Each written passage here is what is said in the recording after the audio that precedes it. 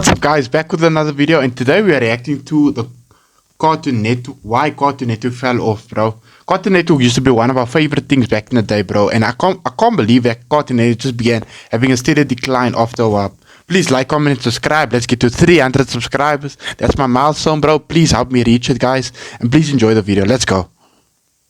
Cartoon Network used to be one of the most well-respected channels on cable television, being home to some of the best shows currently on air. However, it seems that in recent years, the network has taken a dive, and that as time goes on, it only continues to get worse. In this video, I'm going to be talking about what made Cartoon Network so special, and why it eventually turned into what is today. We're going to be going incredibly deep into some of the best shows of the 2010s, so anyways, don't forget to subscribe, and as always, enjoy the video.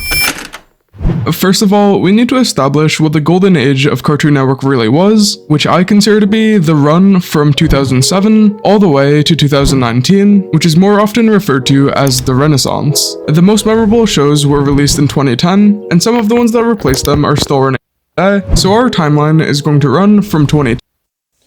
These shows used to be great, man. Yo, Adventure Time, The Amazing World of Gumball, regular show, bro, man, that was the days back in the day, bro. Yo, those shows were so good. Yo, man, I love those shows. They were my childhood. They were everyone's childhood back in the day. All the way to the present day. And to begin, we have to look back to the beginning of the Renaissance, when shows like Total Drama Island, Star Wars The Clone Wars, and Ben 10 Alien Force were dominating the network and setting the scene for shows like Adventure Time. The reason that these three shows are important is that they were all serialized in some way, meaning that there was continuity from one episode to the next. This isn't something that's always important to enjoyability, but is crucial to the success of shows like Adventure Time and Steven Universe, as the precedent set allowed those shows to run for as long as they did.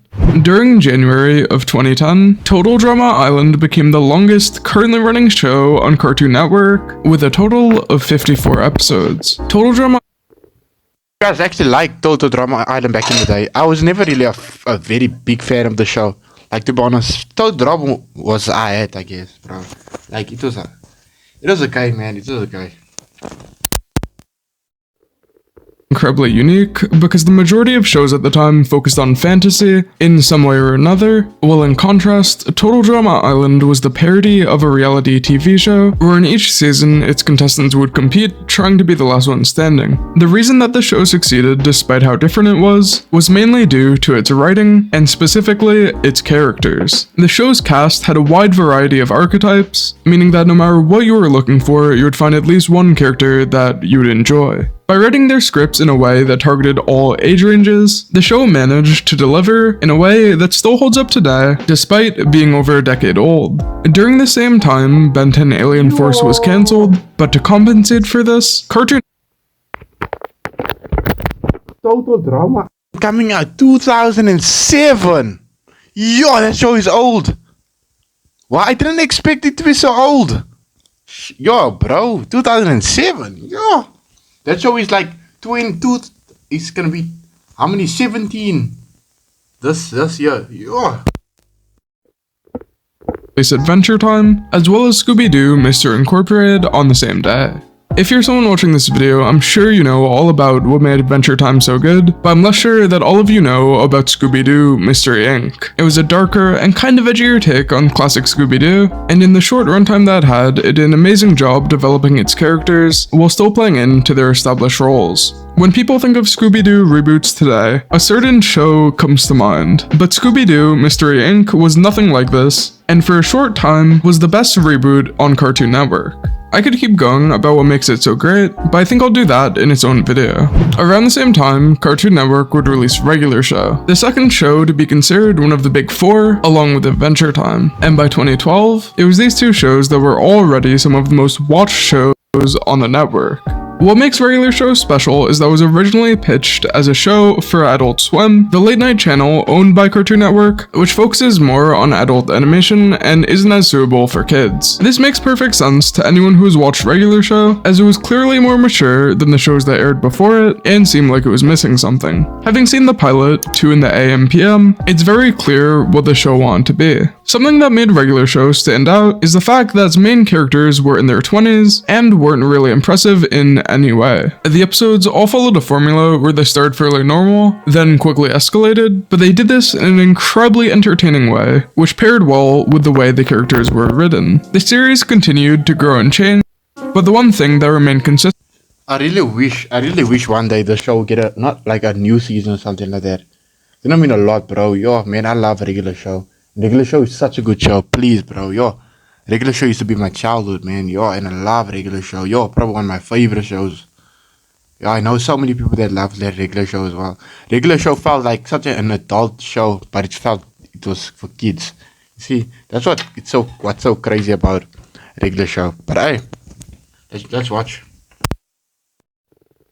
Was that each episode had heart, and as with most shows at the time, Regular Show was enjoyable by everyone, something that was very important during this time period. As Regular Show and Adventure Time were gaining popularity, another very important show would be released. On May 3rd of 2011, Cartoon Network would reveal The Amazing World of Gumball for the first time. They released it on the same day as the Looney Tunes show, which marked the turning point of the channel. Unlike Regular Show, Gumball focused on a very young protagonist, and blended various styles of animation to make an incredibly visually appealing show, which could still be produced relatively quickly. Gumball was immediately successful, being one of the funniest shows airing at the time. This being said, something was slightly different about Gumball. While Gumball is an amazing show, it was ever so slightly more aimed at children than all of the shows to come before it. This doesn't make it any worse, but is important to the direction that Cartoon Network would end up heading. Released at the same time, the Looney Tunes show wasn't the most popular, but is very worth mentioning, as like its contemporaries, it was a show that had a very broad appeal and a unique sense of humor that could be appreciated by many people. It mimicked the humor of sitcoms like Seinfeld with a very satirical approach to comedy, but unfortunately, it wasn't really appreciated in its time and was Was anyone really a big fan of the show back in the day? I don't know, Looney Tunes. I never really heard of you Looney Tunes that much when I was growing up. I never really heard of Looney Tunes, but hey. quickly, but I do think it was worth mentioning. Throughout this time, Cartoon Network was still finding its identity, and as shows continued to be produced, the overall quality of the network was only increasing. And for over a year, we continued to live in peace, as Cartoon Network continued to please its community. During 2012, Adventure Time would release its 4th and 5th seasons, marking the turning point in the show where it became much more story-based, focusing on the overall plot rather than each individual episode. At the same time, they were also acquired by Netflix, and these two things ultimately led to Adventure Time beginning to lose some of its live viewers. Although many people consider Season 5 to be one of the best seasons, it was this change that made the show have a more specific appeal, and this didn't fit with the new style that Cartoon Network was shifting to, where they preferred to air individual episodes, not accounting for the order. This would cause Adventure Time to slowly begin losing out on runtime to shows like Gumball, although it would still be one of the dominant shows for years to come. What was so great about this time period is that the shows were new enough to be interesting, but old enough to have already found their voice. Even when they followed a formula, they were distinct enough that each episode had something to provide, and it didn't feel repetitive in any way. When people think of Cartoon Network nostalgia, this is most often what they think about, because at this time, things were truly perfect. So far, not much bad has happened, and it seemed that Cartoon Network system has only led to well-written shows with amazing storytelling. It didn't seem like anything was going to change, but every day we inched a little bit closer to the event that would change everything. 2013 marks the beginning of the end for Cartoon Network. The channel would always release new shows, and the community was very Yo. Apple and onion is dog shit. Apple and onion is dog shit. No one fucking wanted that shit, dog. Yo, that show is garbage. It's like a light version of Regular Show, bro. Yo, I don't know what they cooked with apple and onion, bro. I can't even watch that show. Yo, man. But this time, it was different. During late 2012, Cartoon Network officially announced the revival of Teen Titans, the DC show which ran from 2003 to 2006. On paper, this sounds like a good thing, but something wasn't quite right. No one knew it at the time, but something dark was simmering, and it was about to cause an uproar like nothing ever seen before it on Cartoon Network. The show was set to debut on April 23rd of 2013, and anticipation was rising. Upon release, something was clear. Teen Titans Go was like nothing before it.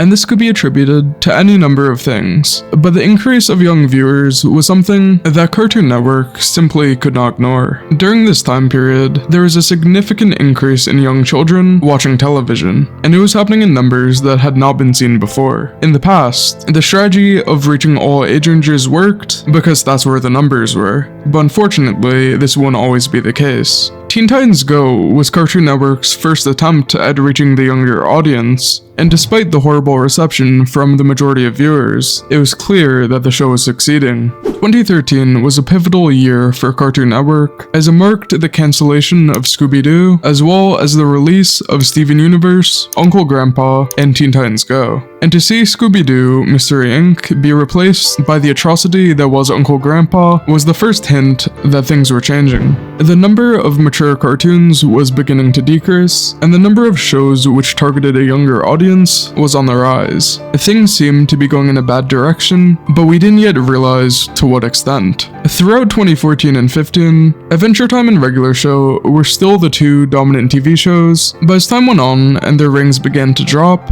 Teen Titans Go was only gaining viewers, despite the continuation of extreme criticism.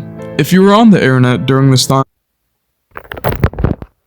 how do you guys feel about Teen Titans Go actually? How do you guys feel about it? Like, how do you guys feel about it? Please let me know down below.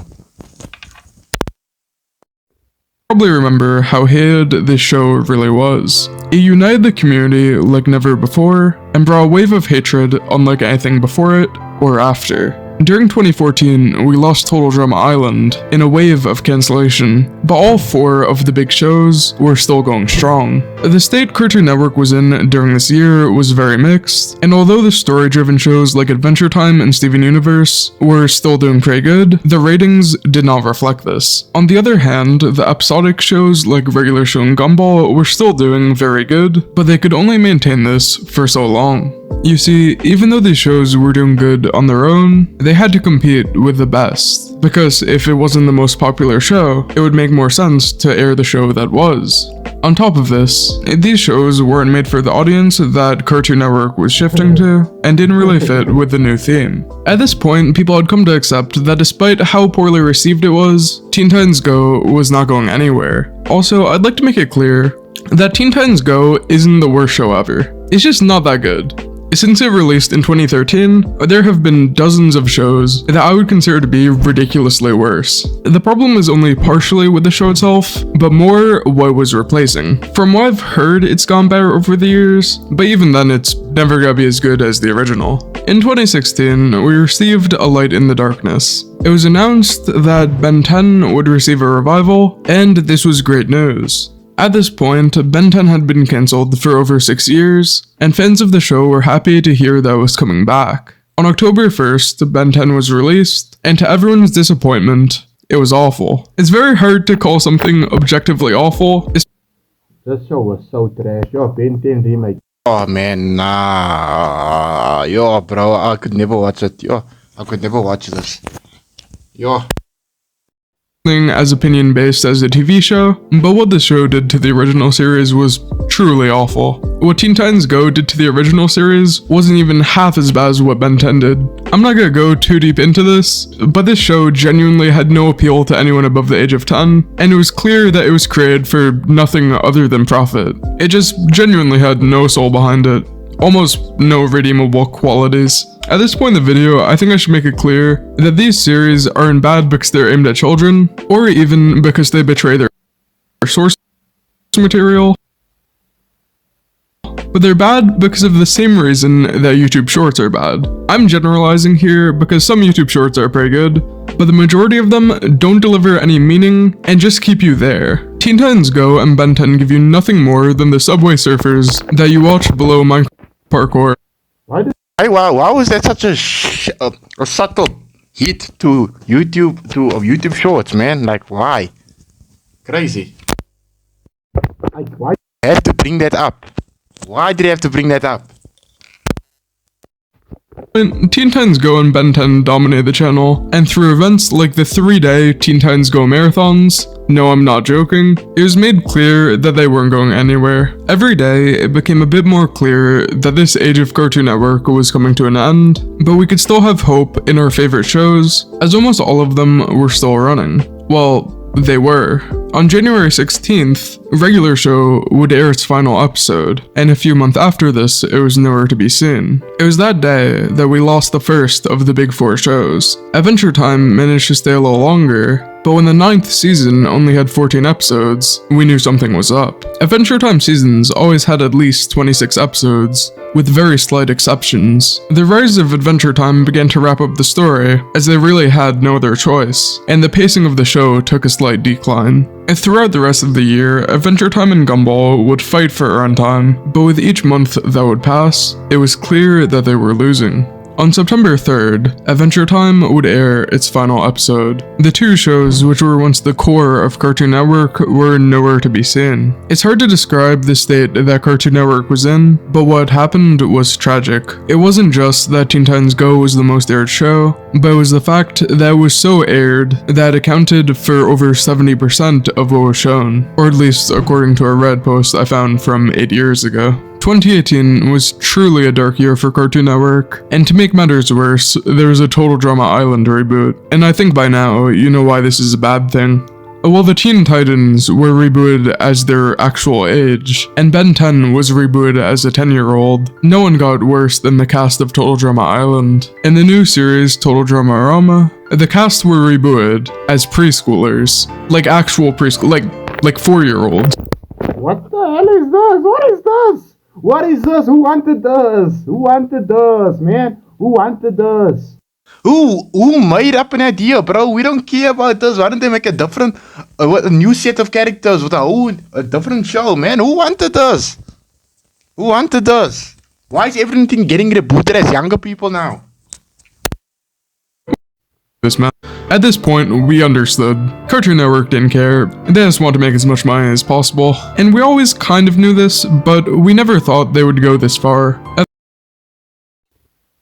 The final 2 pillars, with the cancellation of Steven Universe and then Gumball, and with this, the golden age was truly over. Currently, Cartoon Network is in the same state it has been, mainly being Teen Titans Go, but then again, who uses cable nowadays? I should also mention that Craig of the Creek is a genuinely good show, and I think it's still airing, but shows like Adventure Time and Regular Show are never making a comeback. The channel that was once a staple in our culture, raising a whole generation, is officially gone, but even though Cartoon Network is gone, the memories that it gave us are not. There's a line from the final episode of Adventure Time that I think does a pretty good job summing up my final thoughts. I think the quote is in reference to the show, but also applies to Cartoon Network as a whole. The quote goes, "It seems unforgiving when a good thing ends, but you and I will always be back then." Anyways, that's all I have to say. So if you enjoyed the video, please consider subscribing, and I'll see you in the next one. Breaking news! Shop on Temu and get 1,300. Didn't give us I don't know what that means, but hey guys, please like, comment, subscribe. Please, thank you guys for watching. That means a lot. I don't know why. Thank you guys for watching, and I appreciate it, man. Please go watch my other videos, and I'm out. Peace.